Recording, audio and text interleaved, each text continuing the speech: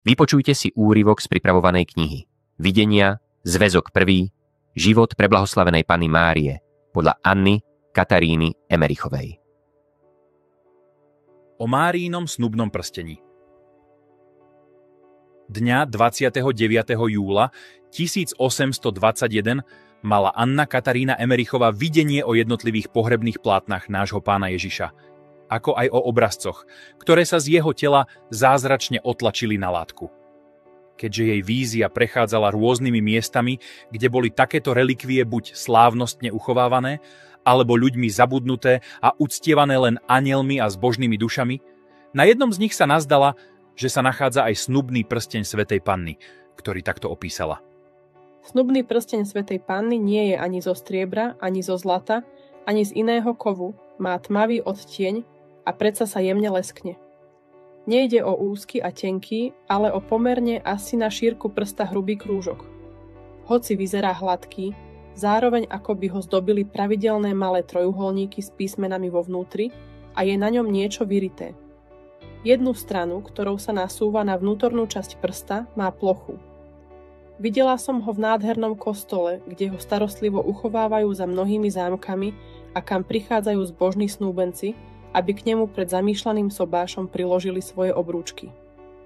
3. augusta 1821 povedala: V poslednom čase som spoznala veľa vecí z histórie snubného prstenia Panny Márie, no pre rozličné ťažkosti a bolesti ich nedokážem súvisle vyrozprávať. Napríklad dnes na slávnosti v jednom kostole v Taliansku sa mi zdalo, že prsteň bol zavesený v monštrancii, ktorá stála nad svätostánkom, a mnohí sa jej dotýkali svojimi prsteňmi. Mali tam veľký, prekrásne zdobený oltár a pomedzi množstvo striebra sa dalo nazrieť hlboko dovnútra. Po oboch stranách prstenia sa mi počas slávnosti zjavili Mária a Jozef vo svojich svadobných šatách, pričom Jozef akoby Svätej Panne práve navliekal prsteň, ktorý žiaril a akoby sa pohyboval. Keď zapisovateľ 4. augusta 1821 kládol na papier citované slová mystičky, nevedel si vysvetliť, prečo práve 3. augusta mala takéto videnie.